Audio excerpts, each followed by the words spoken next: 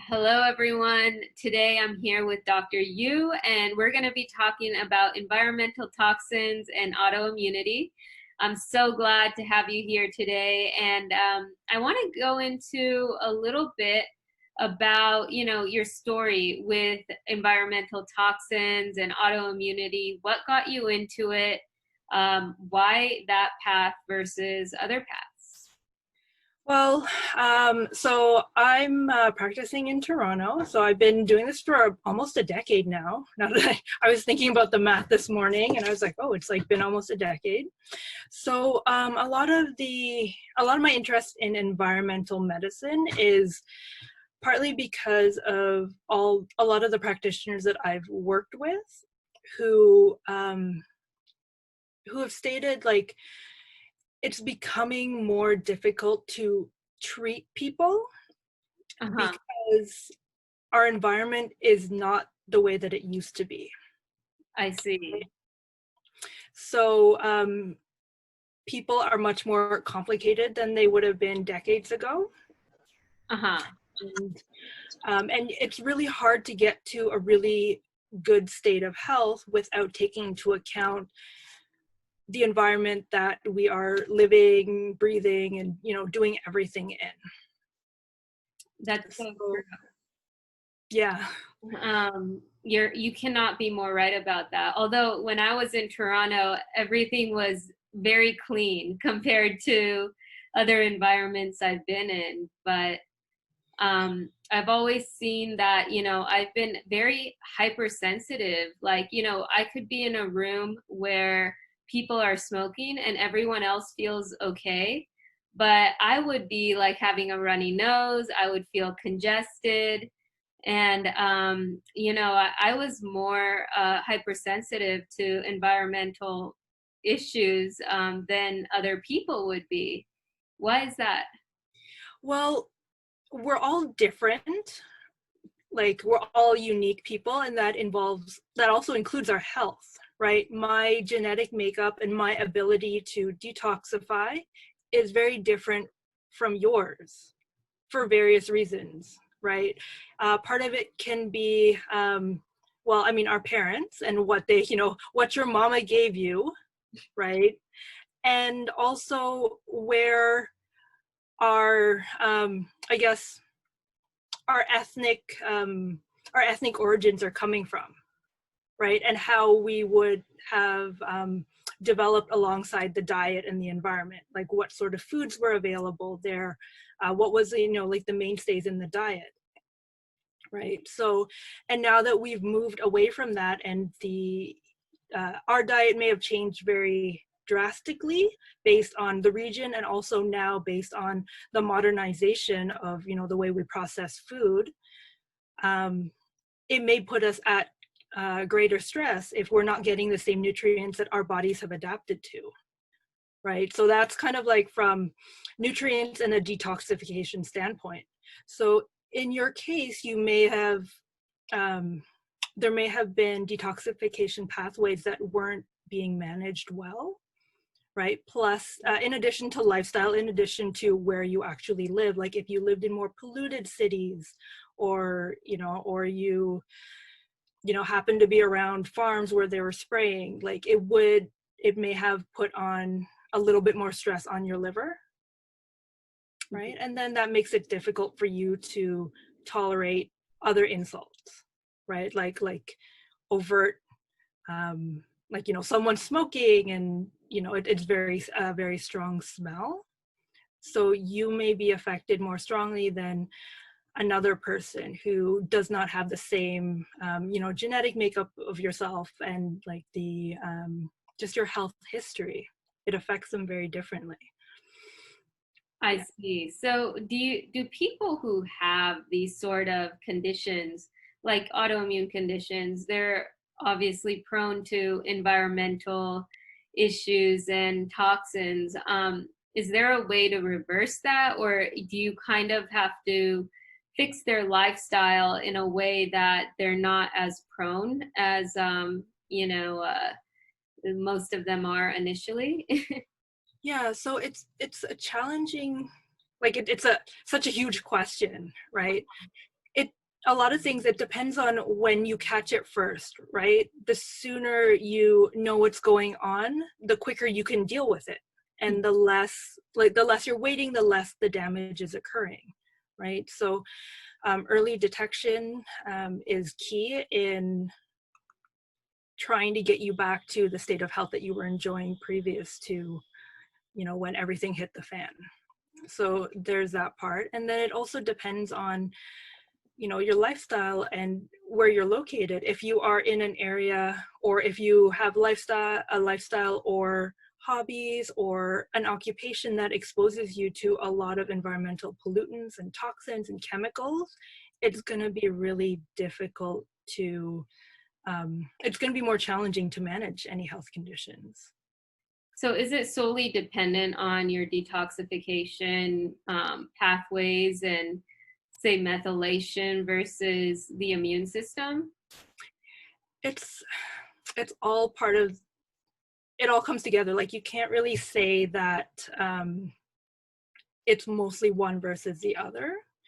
And it's really hard to tell unless you get like genetic testing done, or you've kind of been very observant in terms of your health history, like what you've experienced over time.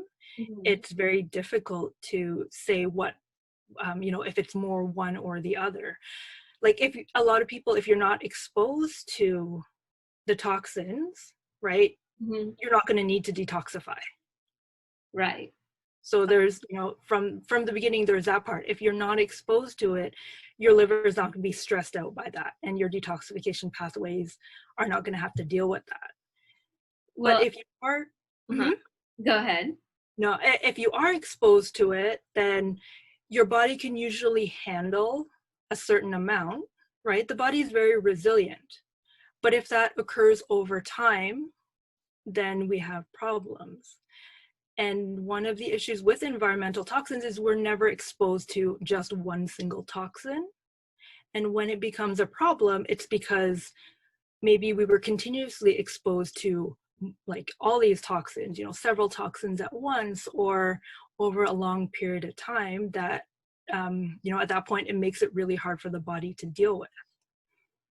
I see. So when you work with people, and say they come in with, a lot of the women I've worked with, they have the MTHFR gene, which, they, a lot of them have a hard time detoxifying, and it's like basically they're prone to getting these sort of symptoms around environmental toxins. How do you deal with patients that come in, where the genetics is sort of inhibiting them from detoxifying? Well, there's from the get-go, we would look at what they're actually being exposed to, right? When you look at all of our detox, like everyone's in general, in terms of detoxification, because we live a modern life, we're not going to be exempt from any detoxification stressors. Right? So I think everyone can benefit from learning what they're being exposed to and what they can actually avoid, because a lot of these are avoidable. Really? Yeah, a lot of toxins are avoidable, but you have to know where to find them. I see. Right? So, you would first look at what they're being exposed to that we can take out of their environment, or what we can do to support the methylation pathway. And then there are other detoxification pathways as well, because that's not the only one that may have an issue, right? And then seeing what else we can do in terms of additional nutrients they need to kind of catch up. I see, and support different pathways. And I see, because a lot of, these sort of toxins, are they related to the gut, or it's more because, some people, that's where everything starts in terms of autoimmunity, is the gut. Is that something you'd agree with? I think the gut definitely plays a huge role in health overall, right? But when you're looking at inflammation, right, the integrity of the digestive system is really important to keep out some of the factors that can be causing inflammation, right? So a very basic example would be like food sensitivities, right? Foods that we know can cause a lot of inflammation. Like even if you're not celiac, gluten products may not be something you would want to make the base of your diet. Right? Because a lot of us are familiar with how inflammatory wheat products can be and how processed they are on top of that, right? So if you're introducing foods that are causing inflammation into the body, then that's just going to cause disruption actually all the way through, right? So I think a lot of people they may not have overt food allergies, but there are foods that either the food itself is bothering them, or there's additives in the food that's causing inflammation in the gut, and that is leading to. Are you familiar with like leaky gut syndrome? Of course. Yeah. So yeah. So and that contributes to inflammation in the gut, and then inflammation internally. So, you know, a lot of the women I work with, they have clean diets. They take supplements, and they still are getting these sort of allergic reactions to different environments. So is the solution to not be in that environment? Does your body get immune to that environment? Or, you know, like, I mean, because we can't avoid environments. Right? Yeah, so there are ways to reduce the toxicity that you're exposed to, like in your drinking water, right? Drinking and cooking, or like shower water, putting a filter on that like an efficient water filter, right? So doing something like that. And then when you are sleeping at night, having a high quality air filter running, especially at night, to clean the air, right? Things like that. And then if there are certain skin products or cosmetic products that people use, like women, you know, they market a lot of products towards us, a lot of skincare and beauty products. A lot of the conventional ones have a lot of ingredients in them that will actually affect, it'll increase inflammation in your body. But you may not notice it because you're applying like a little bit at a time, and it's part of what you do. Right. Oh. So it's these little things that may actually make a difference that you don't even think about. I see. So like, you know, people who apply, let's say, foundation or like, you know, powder, all these different products, how would you know that you're even allergic to any of this stuff, right? It wouldn't even really be like, you wouldn't know, because a lot of these toxins will not give you an immediate response. Right. So that's one of the issues that a lot of people don't notice until, you know, something happens and it's the straw that broke the camel's back. I see. So you're putting so they put on, like, say you put on this lotion for years, right? And how would you know, like, you know, when you work with people, how would you know it was that lotion that was causing whatever it is that's going on, you know, in their bodies and causing this sort of reaction? Well, a lot of times you wouldn't know, because these products are meant to, like, they're tested to ensure that there's nothing exciting happens when you put it on your skin, right? You don't notice right away unless you are allergic to something in that product. It's the buildup over time, and it's rarely going to be like the trigger for an autoimmune condition, but it's going to be part of, you know, the bale of hay that you're, you know, throwing on, and then all of a sudden you just put one more straw on, and then like it triggers all the autoimmune conditions.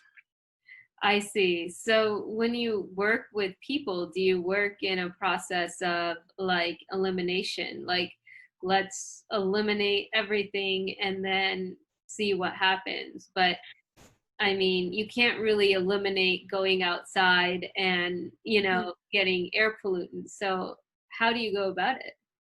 Yeah, so I mean, we have to be practical, right? Because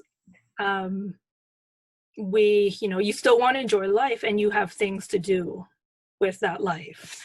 So first, we look at anything that is obvious, like heavy metals or mold toxicity, or like pesticide application, like if people spray their lawns, if they live close to a farm, if, you know, if they have certain types of pipes in their home, like if their home was built before a certain time, if you know, if their occupation exposes them to a lot of exhaust, things like that. Like we look at the most obvious things. When did these symptoms first start? Was it, you know, after they moved into a new home? Was it after their basement flooded? So you look at like the big red flags, because they're the easiest to address and the most obvious. And then, and a lot of times when they come in, they're already overwhelmed, right? You have to look at where they're at, and because they're, you know, they're not going to progress if they're overwhelmed, if you've just overwhelmed them. Right. So yeah, so we look at the stuff that we can, that we've determined it's potentially a huge issue immediately, and then we provide education on what else they can do for themselves to reduce their toxic burden. So it's like looking at which skincare products they're using that may have like endocrine disruptors in them. You know, which foods, if they can, they should be buying organic, you know, cleaning up their kitchen in terms of, you know, what sort of materials are they using to cook or store food. I see. So, you know, like because they're prone to all these different things that, you know, like back in the 1920s, I don't think they had all these different toxins and stuff that you use, you know, and all of a sudden we're like prone to all these diseases because of what is in the things that we use. And like you said, you can't really eliminate them because you have to live a life, you know? So do you like help your patients just get like immune to them? It's not so much immune, but like becoming more tolerant. Yes. Again, yeah, right. That would be ideal. And it also depends on how long, like the longer you've been experiencing these symptoms, the longer it takes to get you back on track. I see. So what's the process of like taking someone and, you know, sort of opening them back up to living a life again? Yeah, I keep saying it depends because it's true, because I've worked with patients where we've had to work very, very slowly to get them back up to a point like where they can even tolerate supplements, right? Even supplements they're not tolerating well because it takes energy to heal. And as you know, as your health goes downward, your body tries to conserve energy as much as possible, right? And then sometimes when you give the body the means to start back up again, the jump start is not taken very well. Right. So we have to, when it comes to difficult cases, you have to assess them and address them like where they're at. So there might be one person where I'm basically starting, like, for example, one magnesium capsule at night, and that's all we are doing. Oh my gosh. Or we're looking at someone where they're like, okay, I've already done this to my diet. I'm trying out the autoimmune paleo diet, and I'm cooking at home, and this is I'm very stringent with my diet, so I just need to see what else I can do to improve that. So there might be some supplements that we can give them, and we can do a lot more with them in that state because they're a little bit more robust, Mm-hmm. and they can tolerate a bit more. But it's completely different from from that other patient where we're basically starting like 1 magnesium at night, because when you try to go up to 2, it just disrupts them. So 1 magnesium is like 200 milligrams, sort of. Yeah, Wow. bisglycinate. Yeah, so there are some people that they can't actually tolerate, in theory you're like, okay, they could use this nutrient and that nutrient and that nutrient, but when you actually try to provide it to them, or with experience and with experience with other patients, that you can't actually give all these supplements to this patient right now. Right. That's I see. So like, have you worked with people who have Hashimoto's and like environmental allergies? Yeah, I've worked with a few people. I'm kind of like generally doing a lot of autoimmune disease right now. Uh-huh. But yeah, like with thyroid issues, a lot of times, a lot of things that I'm seeing is like looking at food sensitivities that are beyond just, the gluten and the dairy and, the common ones may be eggs or, soy. So doing that, and then looking at like what sort of chemicals in their home or their clothing even may be interfering with their health. Like even things like Scotch Guard. You know what Scotch Guard is, right? Scotch Guard, the tape? Yeah, like you spray it, the tape, but the Scotch Guard, you can spray it to weatherproof things or to Oh, like fabrics. oh wow. So things like that can be endocrine disruptors, and people think that they are just, I'm making it so that it's easy to clean up, like spills on the carpet or spills on the upholstery. So, they're spraying this on their furniture, and it's being absorbed like from the air, or they're touching it, and this is entering their body, I see.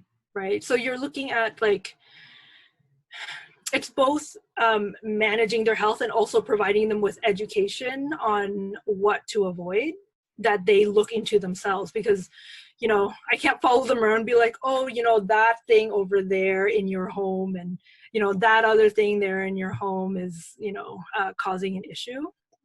Uh-huh.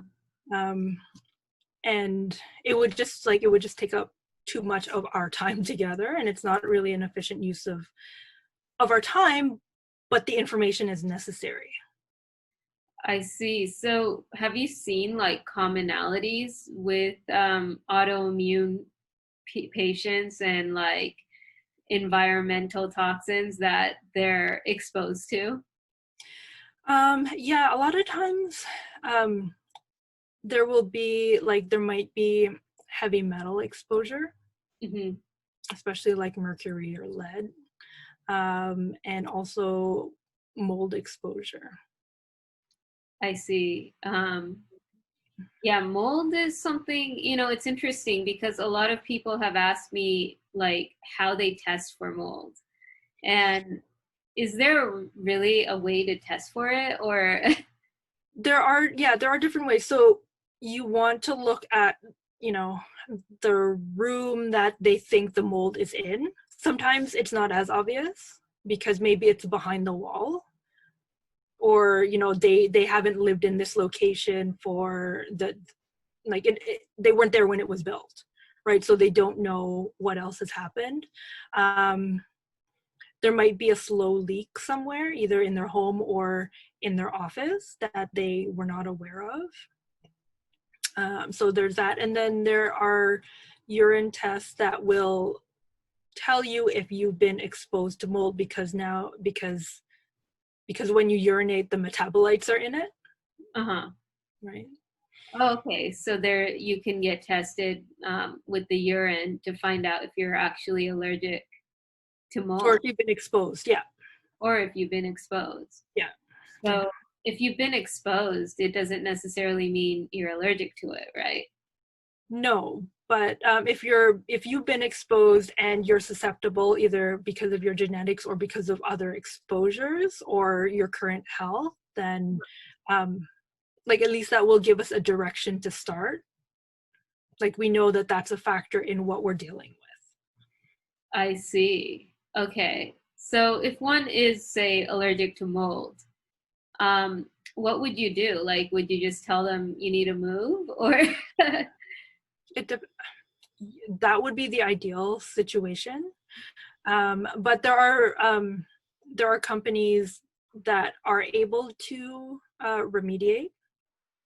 So Huh, you would have to clean it up.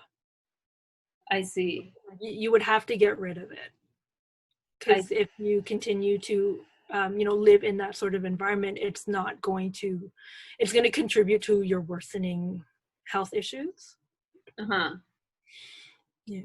I see. So like, is there something that you've seen, like with working with autoimmune conditions and different people? Is there something you've seen that's related to more like outdoor toxins? Not so much mercury, mold, gluten-free, soy, dairy, like all those are sort of the common ones. Is there some that you have like seen that are not so common? Well, so a lot of these things, it wouldn't be like I was outside in, like let's say I was outside hanging out around LAX or something, right? Like out in LA, and then it triggered an actual autoimmune condition, right? Sometimes it's hard to kind of pinpoint the exact moment when it kind of tipped over into we have an actual problem that you notice, I see. right? But so exhaust fumes and like diesel exhaust, it's been correlated with increases in like chronic inflammatory conditions. So even things like diabetes and obesity and cardiac disease, um, worsening has been worsening of those conditions has been correlated to like poor air quality. So when you increase the inflammatory burden, you will worsen the autoimmune condition if it already exists, or you will kind of move it closer to that direction. I see. That makes sense, but it's like it's very hard to avoid these things on a daily basis. I think I would stress myself out like trying to avoid things than just like living a life, Mm-hmm. and I think as you mentioned, that's where these detoxification pathways come in because like I've always felt like that's where my issue was, where I could not detoxify. Like a lot of people are able to eliminate toxins from their body fast, where mine, it would not be like that. So what do you suggest for people who have like a hard time eliminating toxins? So I always start with diet as a base, Uh-huh. right? So making sure that you're getting, the right nutrients from your food first. Making sure that you are moving your bowels well. So, every day, and, all the details of a healthy bowel movement. That you're like, going out and actually getting some activity, because you do eliminate toxins through your skin as well. And making sure that you are consuming foods that will help with alkalinizing your body, like improving the pH of your body, which I know a lot of people are like, you know, your body buffers, and everyone's like poo poo, whatever, like pH is not a thing because your body keeps that balance. But it's actually really important to be to have like alkaline urine when it comes to eliminating certain toxins, right? Because if it helps with the way that the kidneys get rid of toxins that you would want out of your body. So what that usually involves is eating a lot of, you know, leafy greens, right? And making sure that you're getting a good amount of potassium in your diet, right? That's interesting. And what else? Have like consuming a diet that has, you know, the proper like prebiotics to support the right balance of bacteria in your gut as well, right? Because if you have the wrong balance, so the gut bacteria can do a lot of things. They are responsible for actually the synthesis of a lot of the nutrients in your body, like B vitamins, vitamin K, and like serotonin. And if you have the wrong balance of bacteria in it, the bad bacteria are more likely to actually undo all the phase 2 detoxification that your liver did by breaking the bonds that the liver creates. Mm-hmm. So if you have the bad bacteria, they like to break those bonds, which means that your body now recycles those toxins that you would have wanted out of the body, because that functional group that was attached to that toxin that allows your body to eliminate it, like makes it water soluble and your body can eliminate it now, has now been broken off, so your body cannot get rid of it, so it just recycles it over again. Wow, that's really bad when it comes to trying to get rid of toxins from your body. And yeah, I mean, I even have pH strips at home to measure, you know, how alkalized I am. But I think people don't really understand the importance of being alkaline, and the correlation to environmental toxins. Yeah, and I think there's a lot of hype around it, but without anyone really explaining it from a practical standpoint why that's important, right? People are just like, oh, alkalize your body, but they don't really tell people what that means or why it's important. So I think a lot of education around how your body actually does detoxification optimally, I think is needed out there. Like, you know, I see articles saying, okay, do you have a liver? Do you have kidneys? Do you have, you know, a digestive tract? Great, you're detoxifying. And, you know, end of story. But if you look into it a little bit deeper, you're being kept alive, but are you actually detoxifying as well as you should be? Right? So there's that part, but then also we're exposed to so many more toxins than our body is designed to handle, and a lot of them are novel, you know, compared to the way that our body has evolved. I see. So, like, you know, how does being alkaline help with that? There are a few studies that I was looking at where it actually, having alkalized urine prevents a lot of like things like mercury from being reabsorbed through the tubules in the kidney. So you can actually eliminate it through urine better. I see. Right. Wow. And yeah, I know, like, when I'm alkaline, like, I don't have cravings, you know, I don't have cravings for like things that most people who live on an American diet may have cravings for, like cake and things like that. Mm-hmm. I'm very, like, I feel like I am like satisfied, you know, on certain, like, eating every 4 or 5 hours. Like, I don't have to eat every 2 hours. And I think these were kind of signs for me that like, hey, my body is, something's not right. Would you agree? Yeah, I think when we take, the time and the effort to really take care of our body, part of that also involves becoming more in tune with, what feels good, and like noticing, okay, what am I craving? What do I feel like eating right now? I think, I think all that is important to notice. And um, and once you kind of know what to do, like a lot of our cravings are associated with not getting the right nutrients. That's so true. I mean, Right? why would the body crave if it was satisfied and had all the nutrients it needed, right? Yeah, yeah. So when you are alkalized, that means that you are, most likely getting the nutrients that you need. Right.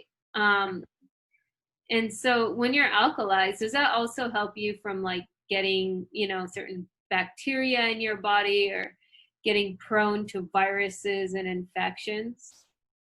I think it would help with the elimination of like getting rid of like certain toxins and stuff in the body. Um, I don't think it's so much like, I think it's when you're alkalized, it usually indicates that you are taking care of your body's health needs. I see. So in that, like from that perspective, then yes, you're like, your body would be working more optimally because of what you're doing, and the result of that is alkalinizing. Uh-huh. Right? So I guess in a roundabout way, like I'd expect your health to be better knowing what goes into alkalinizing your body. Does that make sense? Maybe you can explain that a little more. So, I think that so would when confuse mm, us. yeah, so when you are alkaline, it's usually because you were eating a certain way, you were sleeping, um, you know, at an ideal time. You're doing all the things that you need to do in order to, meet your health goals, right? So the result of that, the food that you're eating, the sleep that you're getting, the activity that you're getting, that that is kind of, that's what alkalizes your body, I see. right? You do all that, and then because you're taking care of yourself, I'd expect you to be more resilient when it comes to, coming across infection or any sort of other, things that could be affecting your health. I see. So you believe in Right? like It's more of the lifestyle. Sorry? do you believe in like following like an alkaline diet? Like I know that's like a big thing as well. Yeah, so like if you look at what is actually involved in the alkaline diet, then yes, right? Because there are different ways that you can alkalize your body, right? You can just eat a lot of baking soda, and you know what I mean? Like, so I'm not looking at like the alkalinizing. When you look at the test strips, that's the end result of all the work that you've put into maintaining your health. Right. Right? It's that part, and not so much the alkalinizing that I'm focused on. It's what have you done in order to get alkaline, right? Right. So it I would guess that was the easy that was the easy answer to your question. I'm sorry to make it complicated. oh, it's okay. So yeah, I mean being alkaline is huge when it comes to allergies, environmental toxins, when trying to get your body in the state of balance, I think, and that was something that was big for me. That's why I bought just some test strips, and every morning I would just test myself, I'm like, what's my pH levels? And a lot of people, like you said, a lot of doctors told me, oh, that doesn't mean anything. And I saw that it had a big correlation with the way that I had felt. And, a lot of doctors may not advocate for it, but for me, like I saw, when I was more alkaline, I saw that I was reduced. Like I had no cravings. Like people could be eating pizza in front of me or like pasta, all this stuff, and I don't even crave that. You know, like I mean, I love like sweet potatoes, salmon, and like veggies. Like that's what I crave. And when you have those, I think, differences, then you kind of know you're like you've almost like restarted your health. Wouldn't you agree? Yeah, yeah, and I think those tools are really important, especially for you to have, because it encouraged you and let you know that you are on the right path, right? The correlation between the alkalinization and how you felt was encouraging. Yeah, and I mean, there's a lot of doctors that I have spoken to that were like, "Oh, you have this virus and this virus, and you have candida in your blood, and so forth." But the reality is that we all have all these things in our body, and you can't like try to take out a virus one by one. It'll take the life out of you. So what I wanted to know was like, how can you equip your body in a way that it's able to handle this stuff and not cause inflammation? Yeah, so like first, like when you say, there are like, we host a whole bunch of different types of microbes. Some of them are beneficial, some of them are not. But just because you have a few candida doesn't mean that you are experiencing the symptoms of candida, right? So what you want to look at is managing the terrain, right? Make it inhospitable for these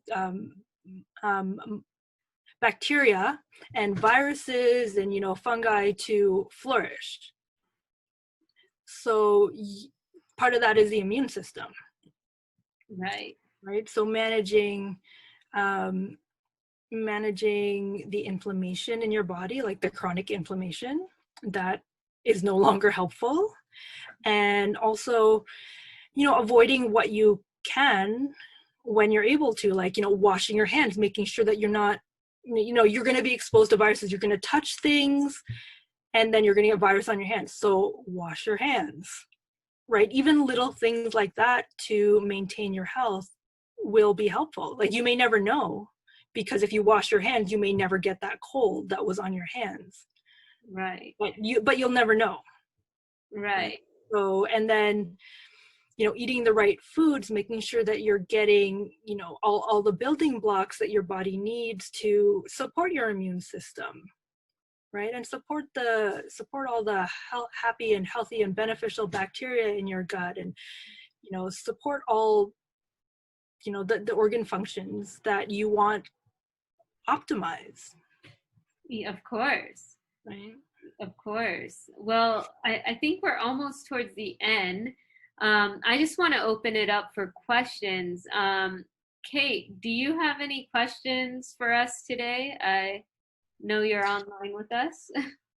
I do have one question. There is a test I know that you can get at a dermatologist's office. I think it takes 48 to 72 hours, and they put all kinds of chemicals that can be found in beauty products and things, I think on your back, and they like tape it on there. I hear it's a pain.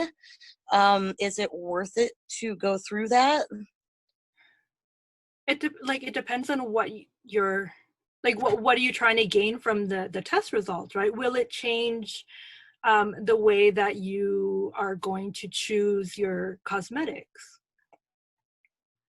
That makes sense. I do tend to lean more towards lots of cosmetics that say they are vegan, but I guess there's not really any way to know if you're going to have a reaction from some of the other chemicals that may not be so much, I guess, considered natural.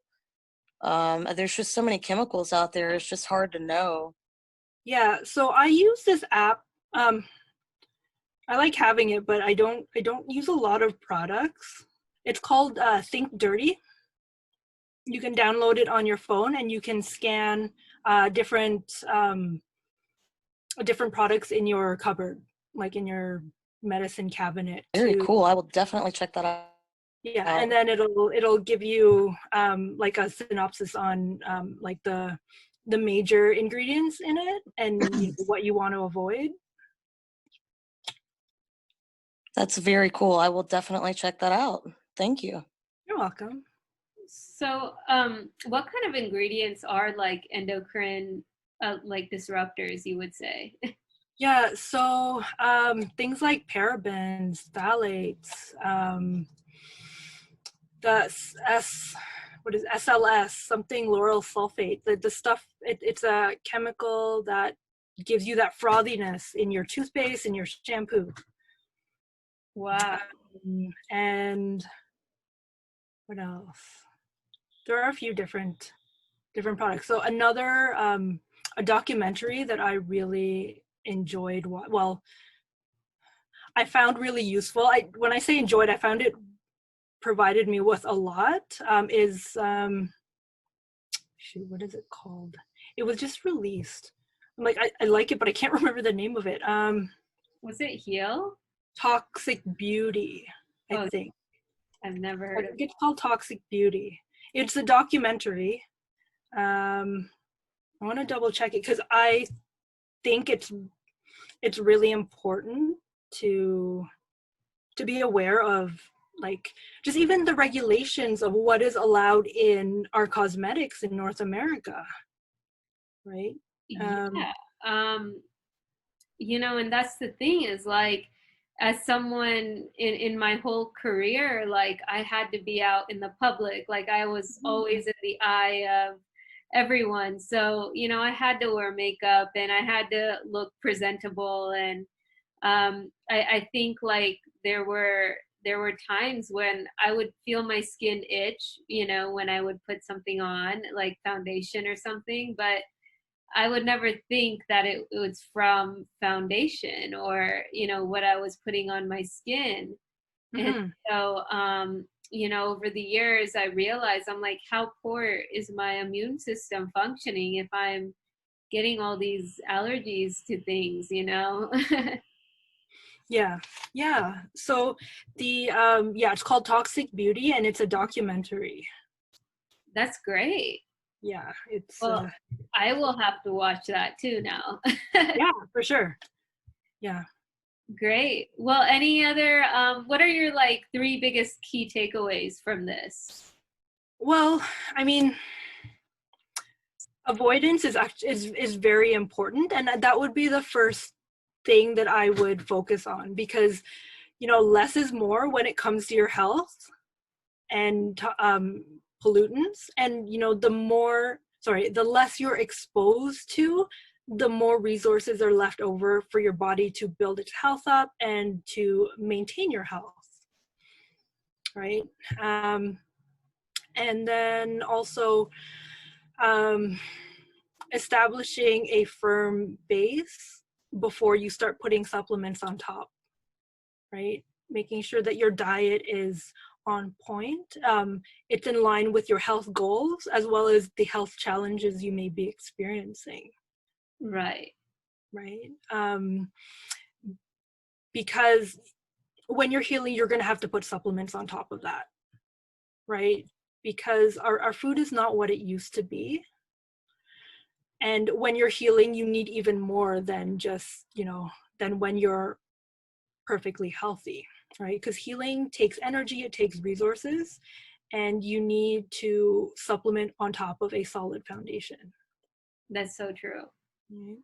And then also, you know, be aware of your health history. Like, you know, get the testing done if you think it's necessary.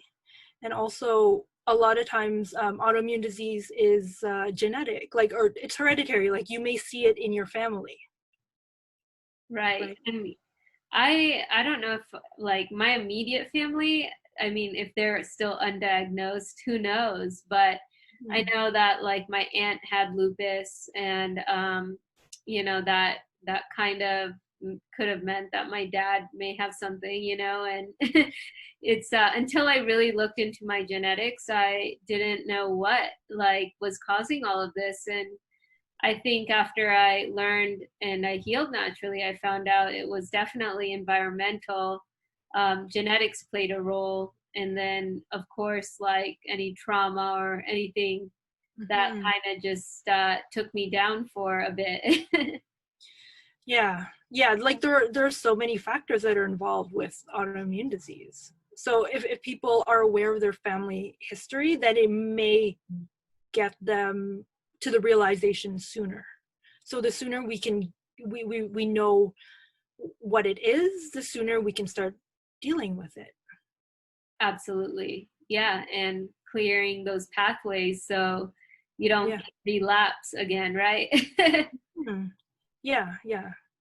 Well, great. Thank you so much for being on the show today and helping us out. And if somebody wants to get in touch with you, how do they? Well, I have Instagram, so non-toxic doc. You can reach me on there.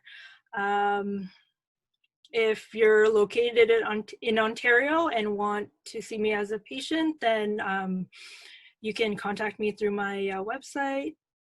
Sorry, the contact information is on my website at drmarileand.com. And I have a private Facebook group that you can join if you'd like. It's called Living the Non-Toxic Life, where we focus on, well, living a more non-toxic life, right? Just looking at education around what we can avoid and what we can do when we can't avoid something. Love that. Well, I'm definitely going to join that. So I'm going to encourage everyone here to join it as well. And thank you so much and would love to have you again in the future. Yeah, for sure. I really enjoyed this. Thank you. Yeah. All right.